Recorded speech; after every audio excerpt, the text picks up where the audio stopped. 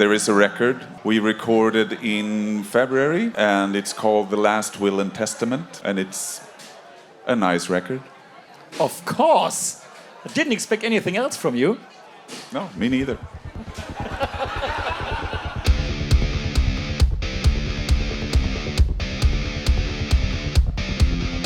Wacken 2024 hier in der EMP Backstage Area. Ein tosender Applaus für Opeth. Thank you, thank you. Guys, it's a pleasure to have you here. Thanks for having How me. are you doing? Thank you. We're good. We're tired, but good. You got to play a show. You got to wake up. Yeah, but they lost my luggage on the way. With your stage clothes. Yeah, this is it. Okay. This is it. What I have for 2 weeks now. Looking fine. Yeah. Looking fine to me, at least. Yeah, always a sharp-dressed man. I mean, the last record is like almost 5 years ago, and it's pretty long for your relations. Usually it's like 3 years or so, but now it's 5. So not only me are waiting for a new record. Is there anything in the pipeline? Yeah. Well, that's a precise answer. Congrats. No, What is in the pipeline? There is stuff. I mean, of course, it was a long time since we did the last record, but of course we had COVID and those kind of things. And I worked on a soundtrack for a TV series. Which one? It's called Clark on Netflix, about a bank robber, a famous Swedish bank robber. So did you do the whole soundtrack? Yeah, I mean, I did all the music, and then there's some original songs in there as well. But That's the first time you made it? yeah, How was that experience? it was fun. It was filmed by the original drummer from the Swedish band Bathory.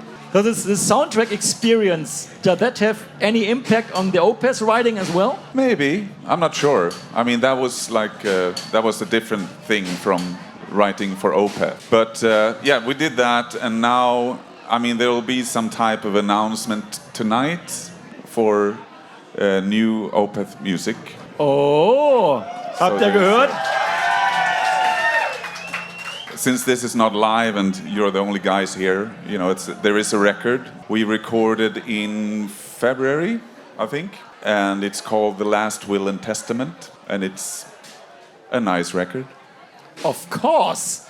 I didn't expect anything else from you. No, me neither. No, we're really happy with it. We recorded once again at Rockfield in Wales. So this is the third time we went to Rockfield. I would say it's different from every other album, definitely. In which hard. way? I don't know. It's weird.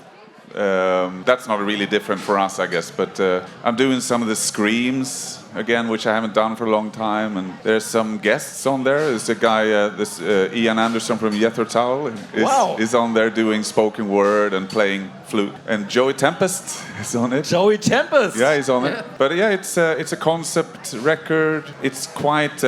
Somebody said it sounds claustrophobic. It's claustrophobic sounding record, and there's a lot of ideas. It's a restless record. It's not a meandering. There's stuff happening all the time. Even I don't really know the songs yet, you know. But it's of course I would say that, but I think it's good. It's a good record. We also have a new drummer on the album. Yeah. Our new drummer, Valtteri.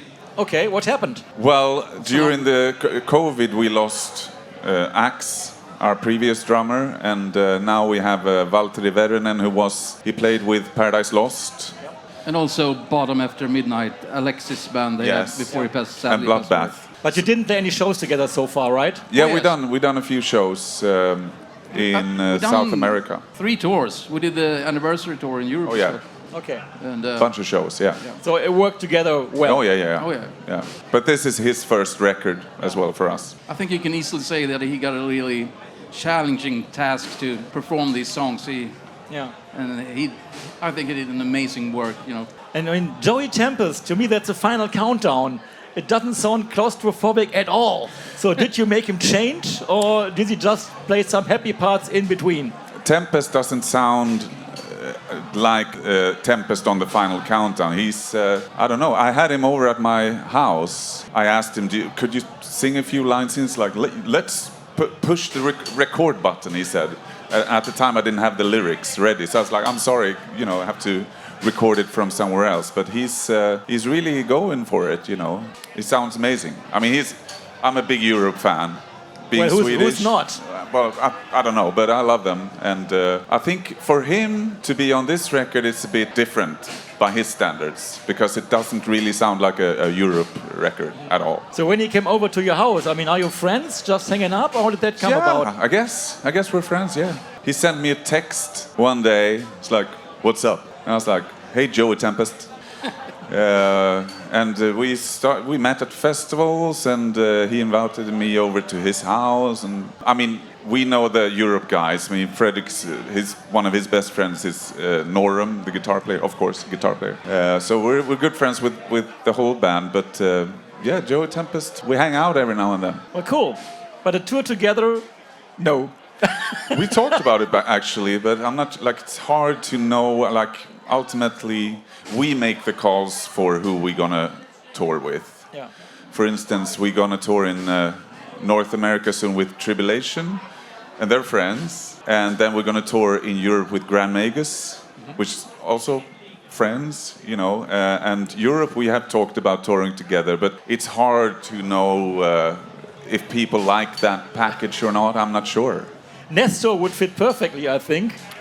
I don't know. But Opeth and Europe, it's hard to imagine. I think they would have to play after us then, because you don't want to go up after the final countdown. Yeah. It's hard. Yeah. That's always a hard thing, I bet. If it's a concept record, does a song stand for its own, or are they all connected in some way? They are connected lyrically, but also to a certain extent that one song bleeds into the other, which I always liked anyways. It's basically the reading of a testament. So it's like paragraphs. There are no real song titles on there. It's a bit odd by our standards even. But you could, of course, extract any song from, like we don't have to play the whole record. But don't make a 3-minute single edit, right? Say again? Don't make a 3-minute single edit.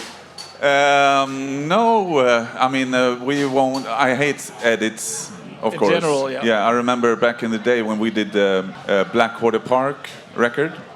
They wanted to put out a single of the song The Drapery Falls, the record label at the time, and they just cut it off in the middle. They didn't even make an edit in those days. So we won't make... I mean, the songs are a bit shorter than they were 10, 15 years ago, whatever. But edits, yeah, that's not going to happen. I can imagine you were pretty upset when that came out, right? Well, it was already printed, and back in those days, the labels didn't really care about the bands in the same way as they do now, I think. So I guess you as artists love like vinyl, or at least the record as a whole, and not just like streaming here, streaming there, just like consuming. You like have a good wine, sitting in a chair, listening to the album on a headphone. Is that the way to listen to it? Definitely. That's the way you should absorb an album, I think. Kids these days are so quick with TikTok. They listen 10 seconds to a song and then they, skip. I try to have a rule with my daughter, for instance, that you have to listen to the entire song at least. Yeah. Thank you so far. Looking forward to the new record. When is it coming out? I think it is October. I want to say October 11th, but I don't know. Like sometime mid-October. But there might be a song coming out at midnight tonight. Okay. There might be a song at midnight tonight. Okay. Yeah. Habt ihr gehört? Also es gibt schon mal ein Song gibt schon mal heute um Mitternacht und das Album kommt dann Mitte Oktober raus. Wir sind sehr gespannt. We gotta be patient. Very curious. Thanks a lot. Thank you. Opeth! Thank you. Thank you. Thank you. Thank you.